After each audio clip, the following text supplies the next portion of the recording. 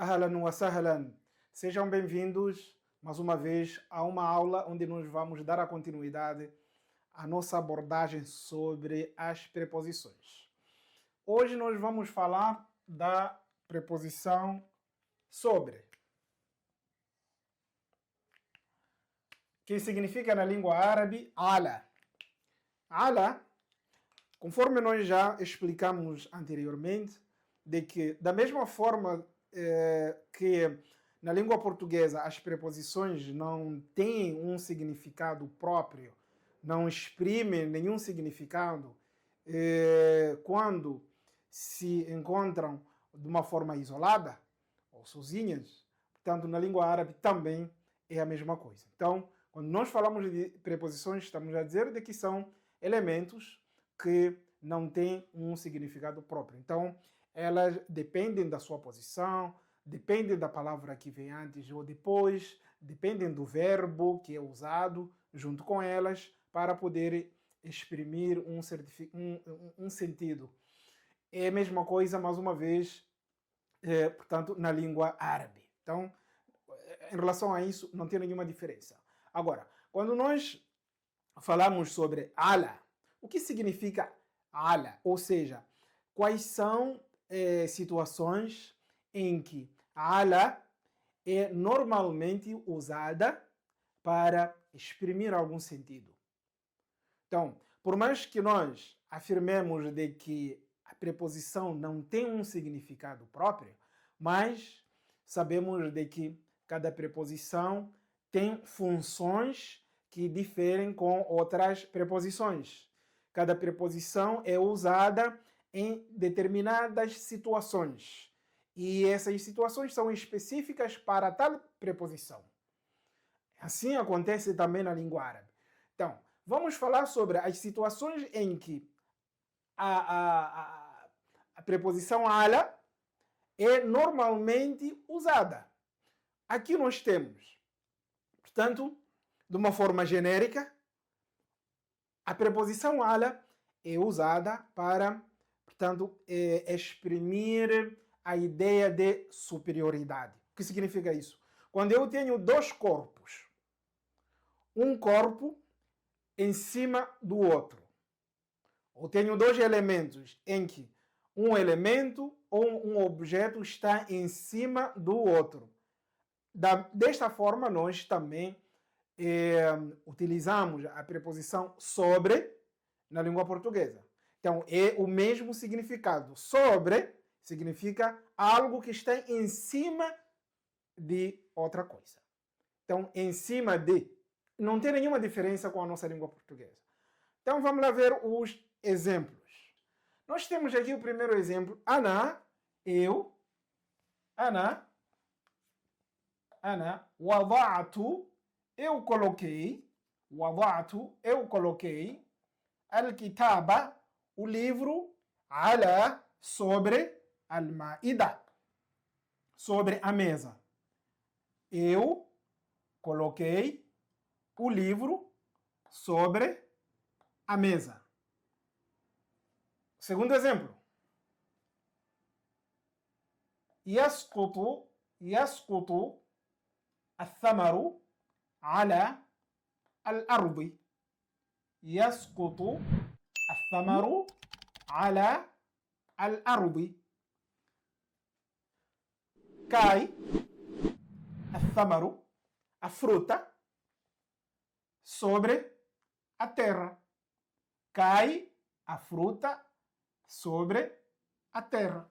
Então, nós podemos perceber de que nos dois exemplos,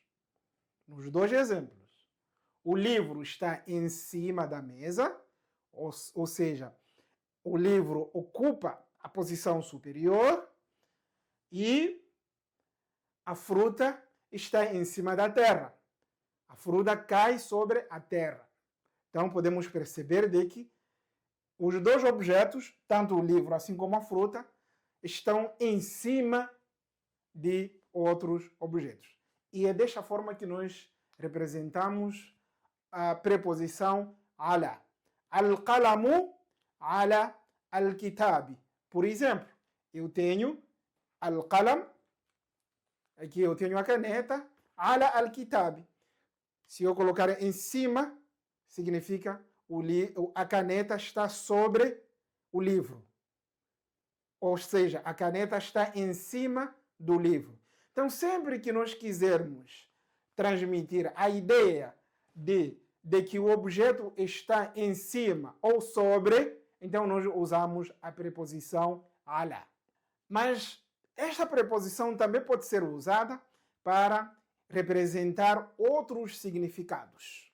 Significados esses que estão ou que podem estar no sentido figurado, né? Podem representar um significado metafórico. Vamos ver.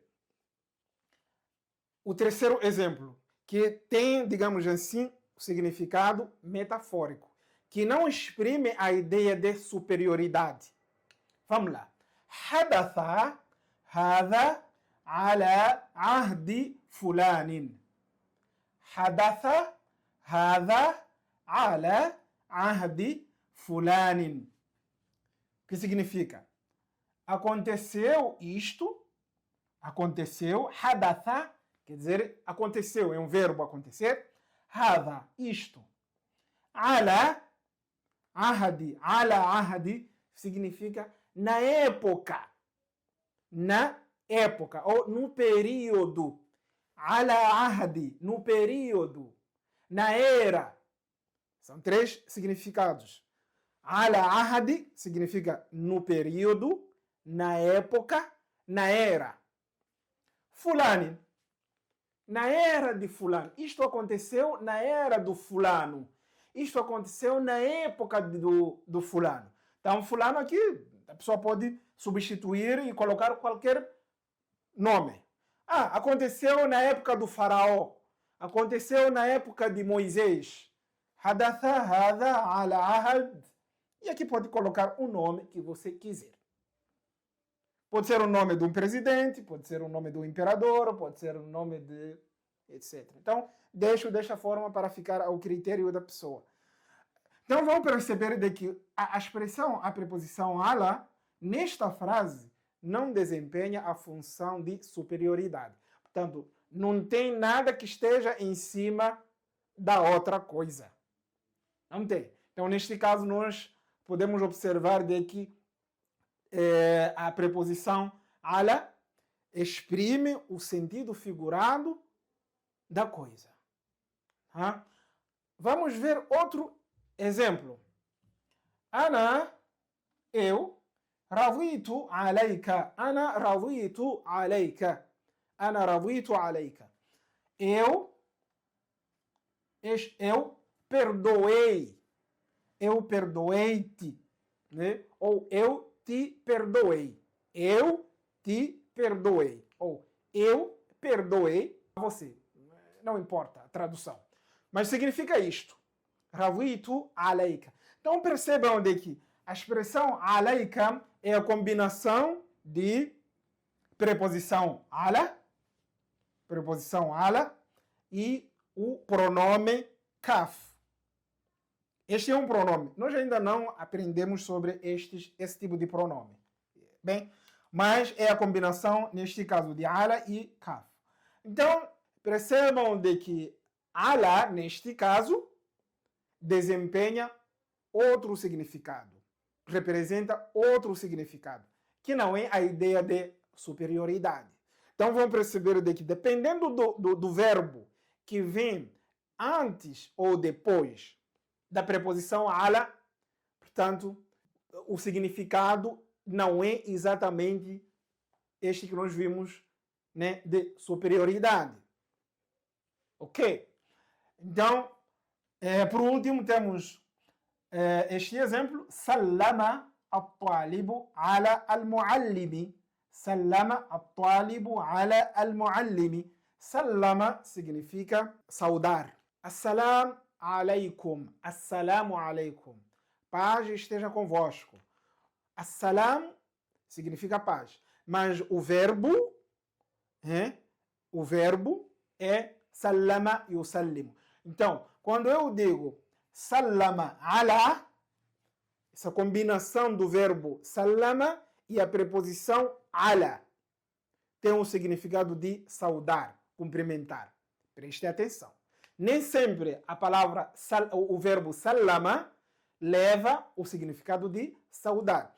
Muda em função, o significado do verbo salama muda de acordo com a preposição que vem depois ou antes. Mas não é o nosso tema neste caso. O que vocês precisam entender é que sempre que for a usar o verbo salama e o sallimu, que significa, ou seja, o verbo salama e o sallimu junto com a preposição ala, significa saudar. E aqui nós temos sallama at-talibu, saudou o aluno, at-talibu, o aluno, ala al-muallimi, portanto, o professor. Então, o aluno saudou o professor, ou seja, o aluno cumprimentou o professor. Tá? Então, mais uma vez, neste caso, a preposição ala não significa sobre, né? Tem outro significado. Estas são algumas das formas que a preposição sobre pode ser representada. E existem também outros significados figurados que eu não trouxe cá, portanto, para não também confundir e não dificultar para as pessoas, mas o que importa neste momento é a segunda parte, que é, na verdade, a função gramatical da preposição ala.